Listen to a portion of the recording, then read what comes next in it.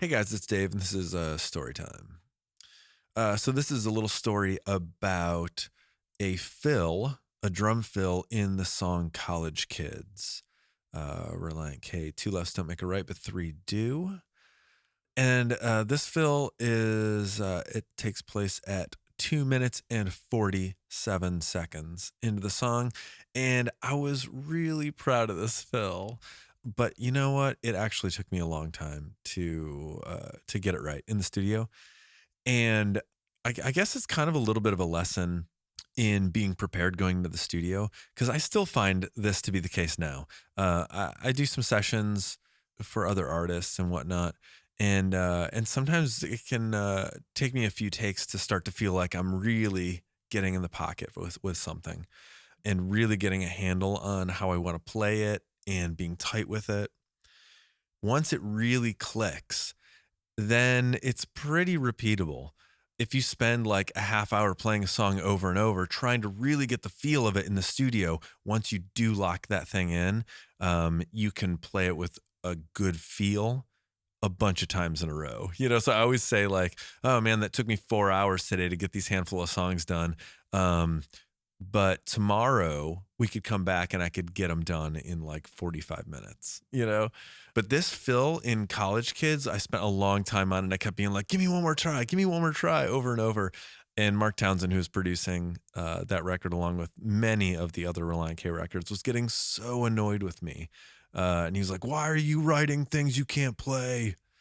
And then I would just be like, it's fine. I can play it. Give me one more shot. And we just punch in over and over and over. And it's really cool. The fill, it's like a combination of sextuplets and 16th notes, kind of all intertwined. It's like a half of a sextuplet and 4/16 notes, half a sextuplet, 4/16, and then half a sextuplet and like a tied 16th or a eighth note, I guess.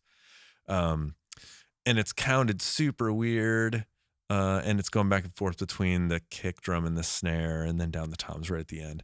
But I'll actually post a picture of it. I actually was just thinking about it and was trying to figure out like, what actually is that fill? And so I just wrote it down on a piece of paper, notated it real quick, and I'll take a picture of that and maybe we can include a link, but I'll definitely put it on the DrumChats Instagram and on my personal Instagram as well. And it's pretty fun. But the other thing that's kind of interesting about it is the fact that when you actually hear it in the song, it just like goes by and it kind of doesn't even matter that it's there. So I spent like a ton of time on it in the studio and was like super pumped to get it finally. And then when it goes by in the song, it's like you don't even really notice it. So so be prepared, but also at the same time be aware that serving the song and playing what's needed is the most important thing.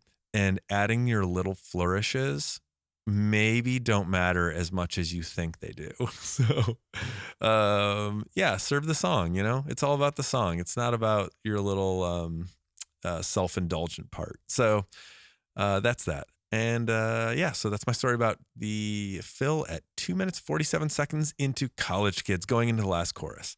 So check that out if you would. It's pretty fun. All right, bye.